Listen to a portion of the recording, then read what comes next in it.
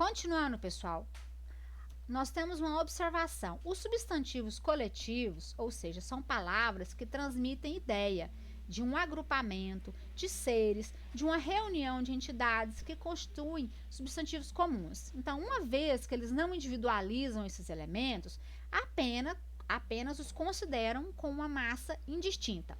Por exemplo, a gente deu uma lista aqui: arquipélago são ilhas próximas detentoras de características comuns.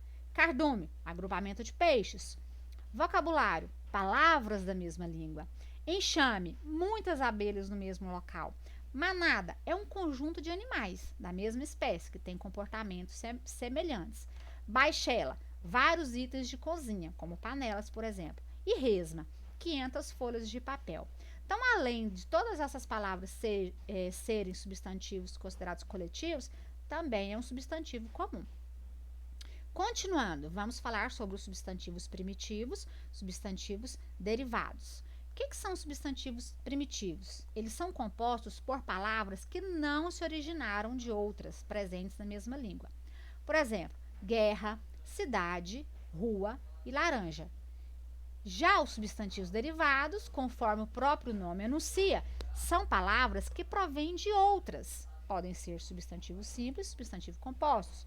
Por exemplo, os substantivos simples são constituídos por apenas um radical. O que é um radical? O radical é a parte da palavra que carrega o sentido principal dessa palavra.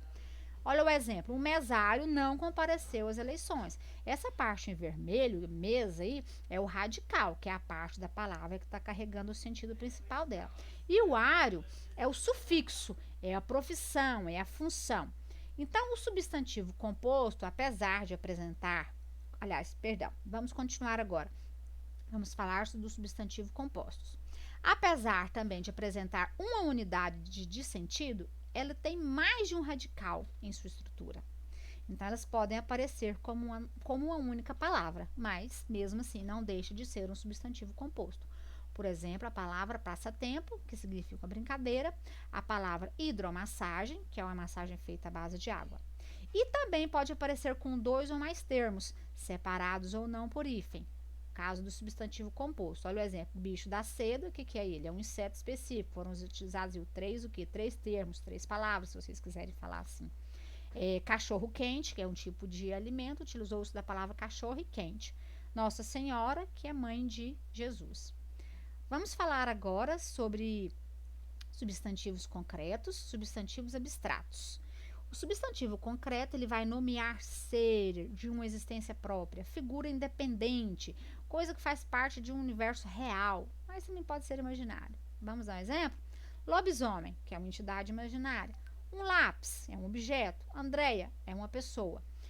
Goiânia é uma cidade. Congresso Nacional é uma instituição. Então, olha só o exemplo. Então, a palavra pode ser um substantivo simples, mas ele pode ser considerado concreto ou abstrato. Ele pode ser simples, mas ele também vai ser concreto e ele vai ser próprio. E continuando agora, vamos falar sobre o substantivo abstrato. O que é o substantivo abstrato? Ele vai designar qualidade, uma ação, um sentimento, um estado, uma sensação. Então, vai se constatar, portanto, que a existência de alguns elementos está condicionada a um ser concreto. Então, o substantivo abstrato está condicionado a alguma coisa concreta ou alguma coisa da imaginação que evidencie essa palavra, que experiencie. Então, além disso, pressupõe-se que a manutenção do caráter universal deles, ou seja, da aparição em diversos locais e das variadas situações. Vamos ver, exemplo de substantivos abstratos: avareza, lentidão, são considerados qualidades. Solidão, ódio, sentimentos. Velhice, juventude, felicidade, o estado que as pessoas se encontram. Ardência ou conforto, sensações que a gente pode experienciar, não é isso?